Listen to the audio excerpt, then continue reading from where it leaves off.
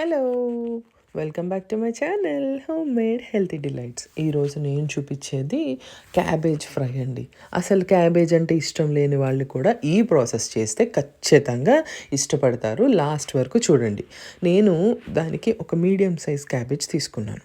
Cabbage తీసుకుని బాగా wash చేసుకొని చాప్ చేసి పక్కన పెట్టుకున్నాను. ఈలోపు ప్యాన్ మీద నూనె పెట్టుకొని ఆవాలు, జీలకర్ర, శనగపప్పు, మినపప్పు ఇవన్నీ వేసుకొని మంచిగా ఫ్రై చేసుకున్నాను.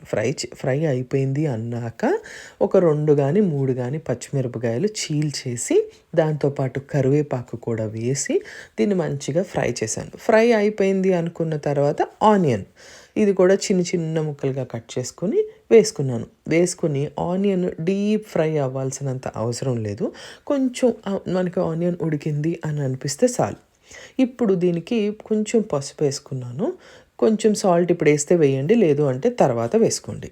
వేసేసుకున్న తర్వాత దీన్ని బాగా ఫ్రై చేసుకున్న తర్వాత నేను ఒక 1/2 స్పూను లేదా టీ స్పూను అల్లం వెల్లుల్లి పేస్ట్ వేసుకోండి. టేస్ట్ చాలా బాగుంటుంది.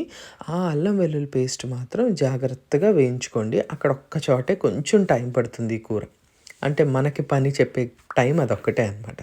ఆ తర్వాత క్యాబేజ్ మీరు సన్నగా తరుకుని ఉంటారు కదా, అది కూడా తీసుకొచ్చి దీంట్లో వేసేసుకోండి.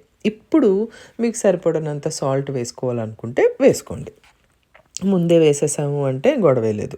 వేసేసుకున్న తర్వాత దీన్ని ఒకసారి పైకి కిందకి తిప్పేసి దీనికి ఏం చేస్తారంటే మూత పెట్టేస్తారు. ఇలా చేయడం వల్ల మనకి కర్రీ చాలా ఫాస్ట్గా ఉడికిపోతుంది. ఆనియన్ కూడా ఉంటుంది, క్యాబేజ్లో నుంచి కూడా దానికి కొంచెం వాటర్ వస్తుంది కదా, ఆ ఆవిరికి చాలా ఫాస్ట్గా ఉడికిపోతుంది అనమాట. అందుకని మూత కంపల్సరీ పెట్టండి. ఆ తర్వాత మనకి 85-90% క్యాబేజ్ ఉడికిపోయి ఉంటుంది ఒక 15-20 మినిట్స్కి. సిమ్లో పెడతాం కదా, తీసుకుని మీకు సరిపడినంత కారము, లైట్గా గరం మసాలా స్ప్రింకిల్ చేసుకోండి. అది టేస్ట్ చాలా బాగుంటుంది. తర్వాత కొత్తిమీర కొంచెం స్ప్రింకిల్ చేసుకోండి, టేస్ట్ ఇంకా బాగుంటుంది. ఇది చపాతీకైనా రైస్కైనా మంచి కర్రీ అండి. ట్రై చేయండి. Thank you so much for watching. Bye.